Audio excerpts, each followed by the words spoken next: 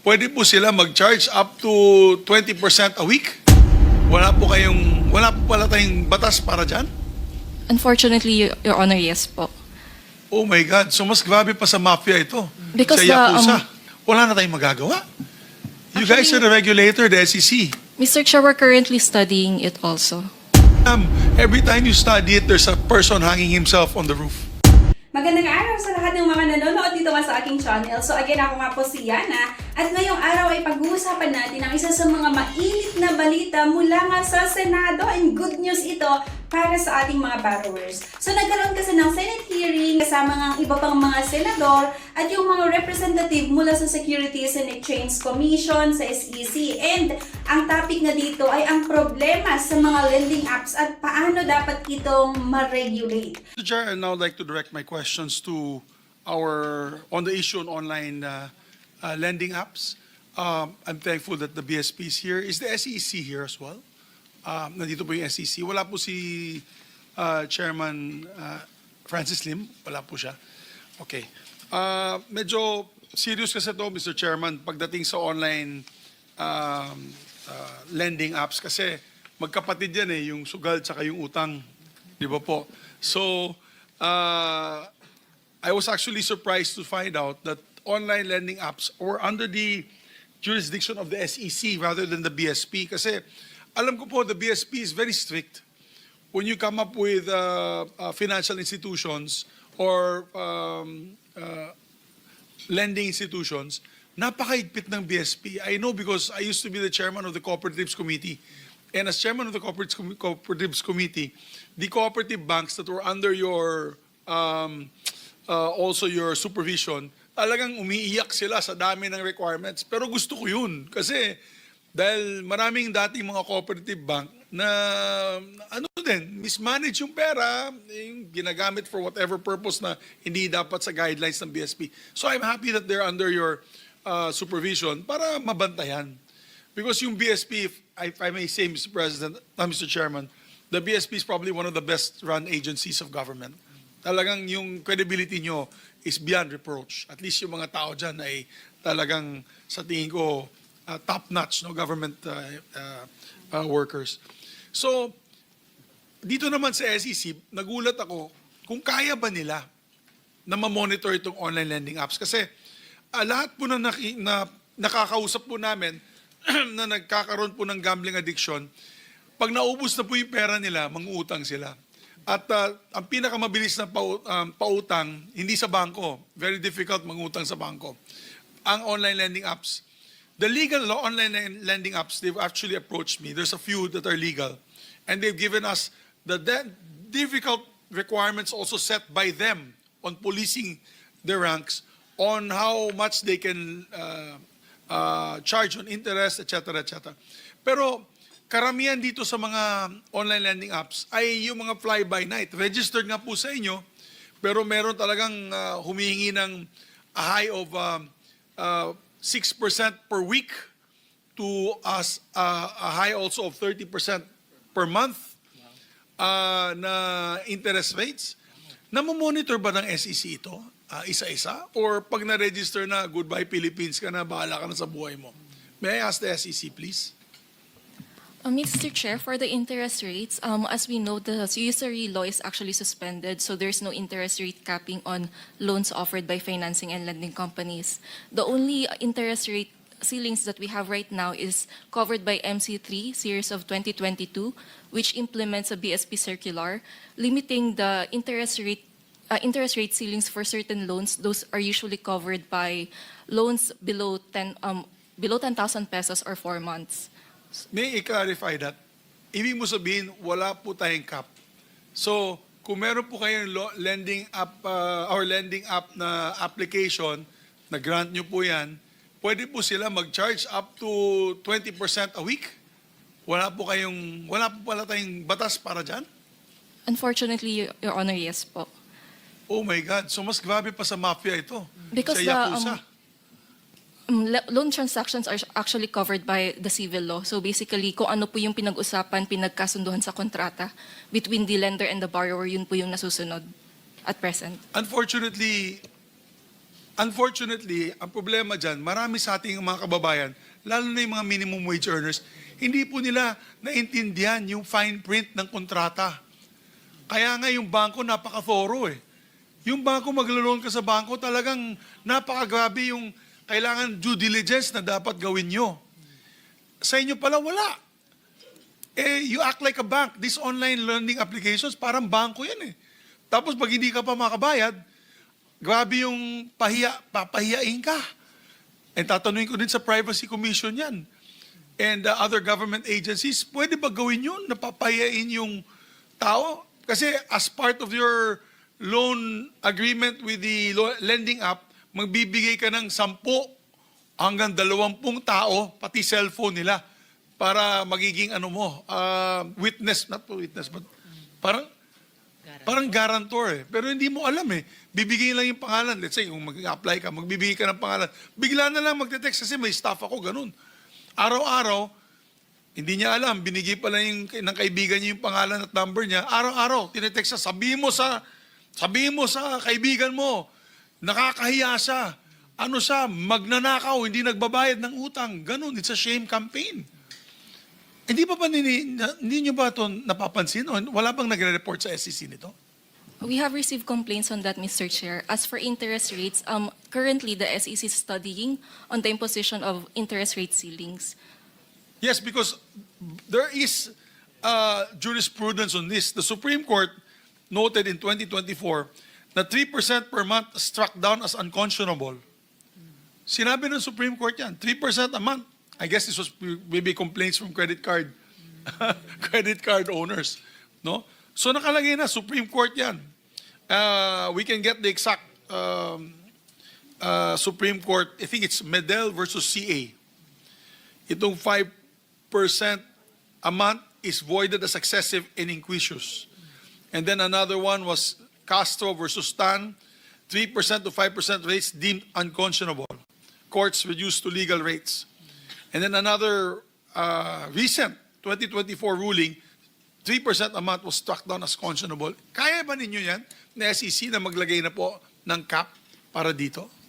We're currently studying it, Mr. Chair. But as for the cases that you've mentioned, as far as I know, for the court to actually rule on the unconscionability or on the high interest rates, I think a certain borrower would have to go to the court together with their loan documents and present it to the court. Yes, ma'am, but the SEC is the regulator, di ba? SEC is the regulator, Your Honor, Mr. Chairman. What you're trying to tell me as regulator, wala na po tayong magawa. Parang sa pangurakot, tapo na lang natin yung ballpen, drop the mic, and magnakaw na lang tayong lahat. Wala na tayong magagawa. You guys are the regulator, the SEC. Mr. Chair, we're currently studying it also. Every time you study it, there's a person hanging himself on the roof from the ceiling. Every time you're studying it, the delay, every day, because of this, ayoko na magmura kasi nagmura na kahapon si Senator Jinggoy, because of this abusive online lending apps. Yung mga legal, okay. Pwede nyo naman mamonitor yung legal.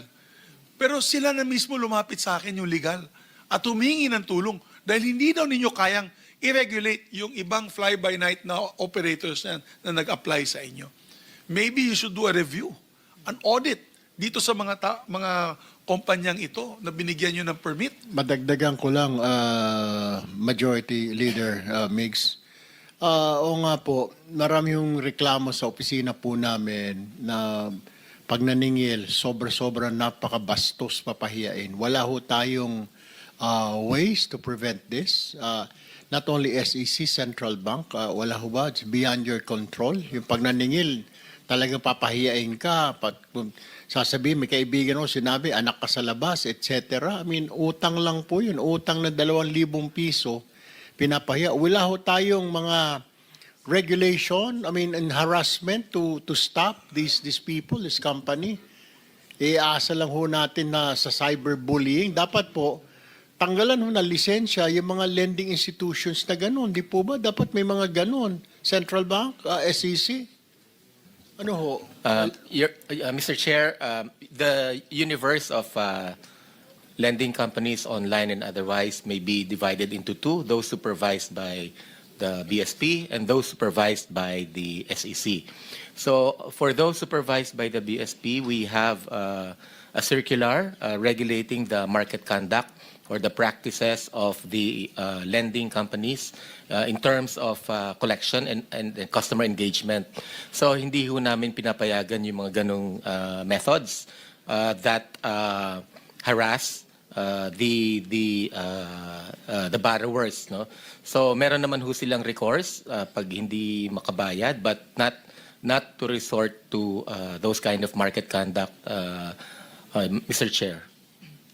SEC, so ang central bank, meron kayo, wala po kayong safety nets para po dun sa mga borrowers na maaring natanggal sa trabaho, hindi ka agad nakabayad o nagkasakit, yung pambayad niya ginamit mo na pampa-hospital o pang-enroll. Wala ho kayong ganon, SEC? Mr. Chair, we have a circular on unfair debt collection practices. That's MC 18 series of 2019, and it's also incorporated with the SEC rules and regulations for financial products and Services Consumer Protection Act. What does it say? Can you give me a rundown or a gist of that circular? Basically, Mr. Chair, ang sinasabi po ng circular, yung mga certain acts na abusive collection practices, pinagbabawal po yun. For example po, yung pagmumura habang nangungulekta, yung pagtitreaten po sa buhay ng mga tao habang nangungulekta, yung mga usual po na... Yung pagpapahiya, nasasabihin, ikaw anak ka sa labas o ikaw hindi walang kwenta ka, tatay mo, magulang mo sa kulungan. O, Kasama din po yun. ano hong penalties noon?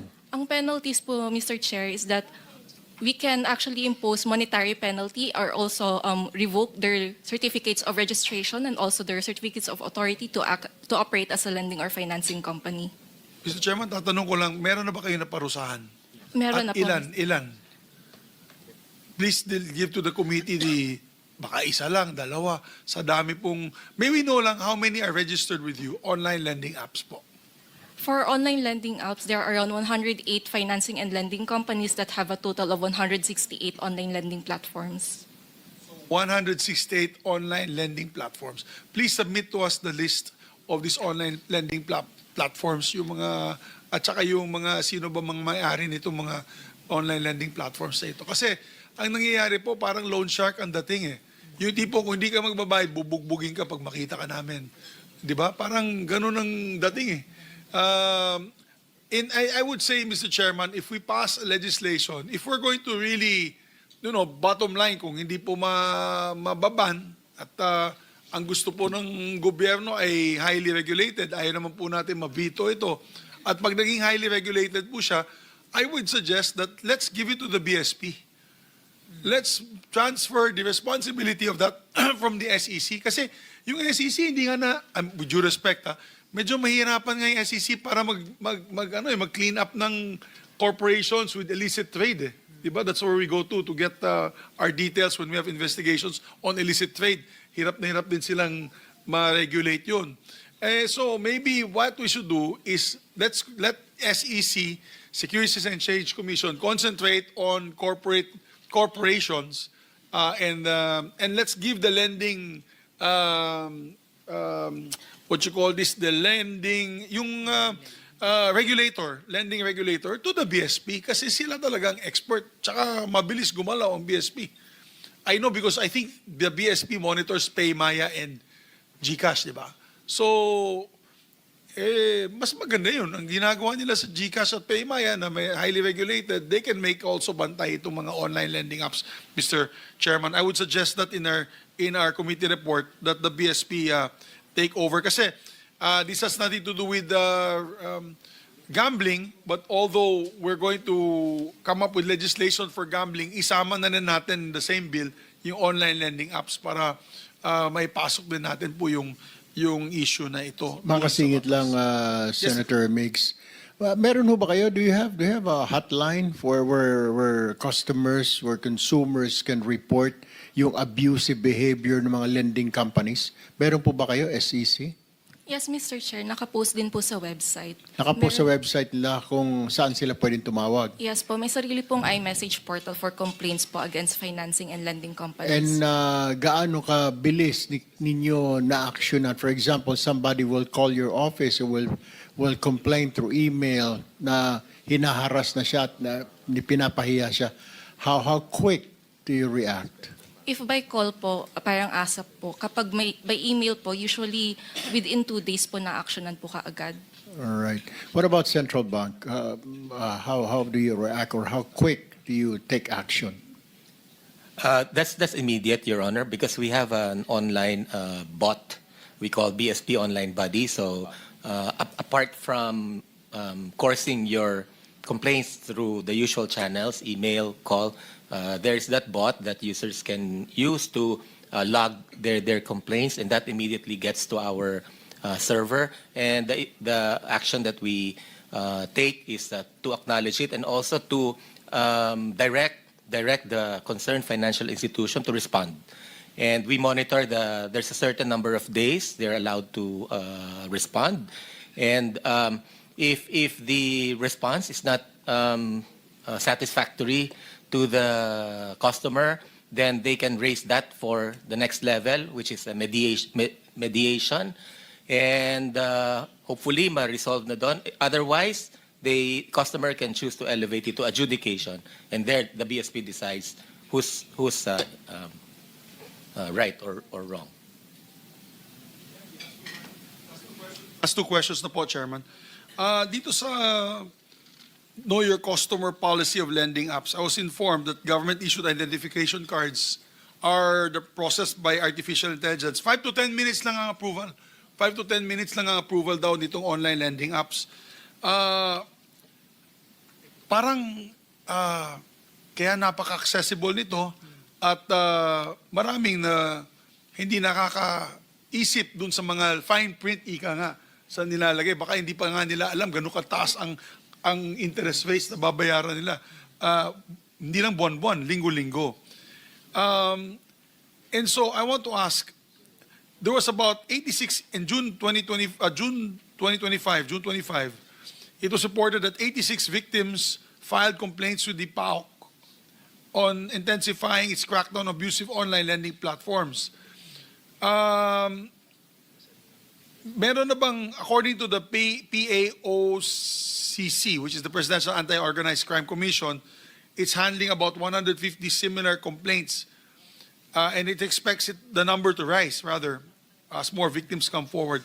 Sino po itong mga online lending platforms na ito, SEC? Meron po kayong mga listahan nitong mga complaints?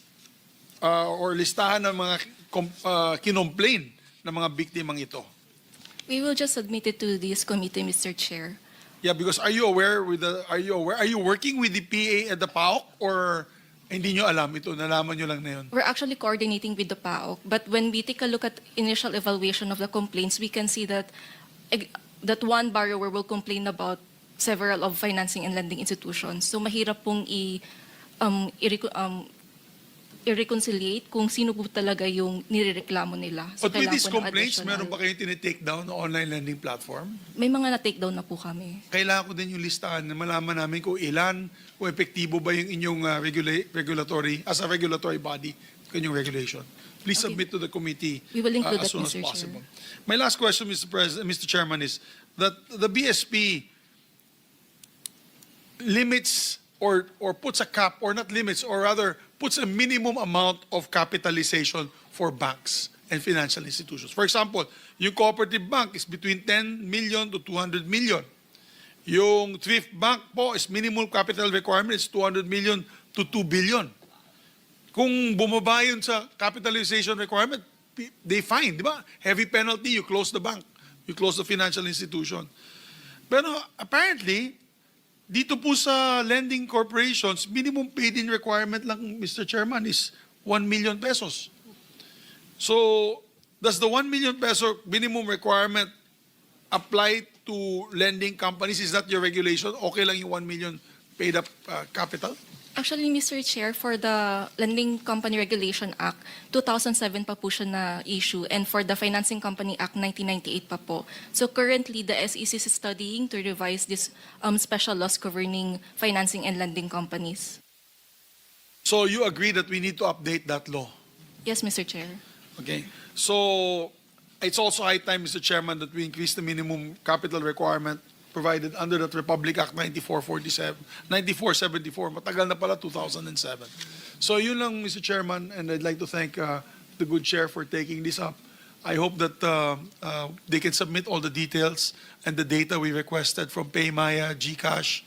I know your heart is in the right place, pero empleyado lang po kayo, di ba? So you're just following orders from the top, but I'm sure it pains you to find out all these things that are happening. Yung nanonood nga si Kulas na yan, kaibigan ko sa Becoming Filipino, and he was telling me nga that it saddens him yung nakikita niya yung jeepney driver habang So nakakatuwa lang mga ka-interview kasi walang pa-eme-eme yung Senate hearing na to. So alam naman natin kasi mga ka-interview na sobrang dami ng mga reklamo tungkol nga sa mga abusive online lending apps. Yung tipong matataas na interest, yung mga charges, yung mga fees, pangharas sa mga borrowers, at kung minsan ay illegal ang operations. So alam niyo ba mga ka-interview, talagang ginisa nila yung taga-SEC ha? At so ayun nga kasi kay Senator Mix Biri na maraming silang natatanggap na reklamo laban nga sa mga lending apps. Paano nangyari na nakakapag-operate pa rin sila kahit malinaw na may pang-aabuso?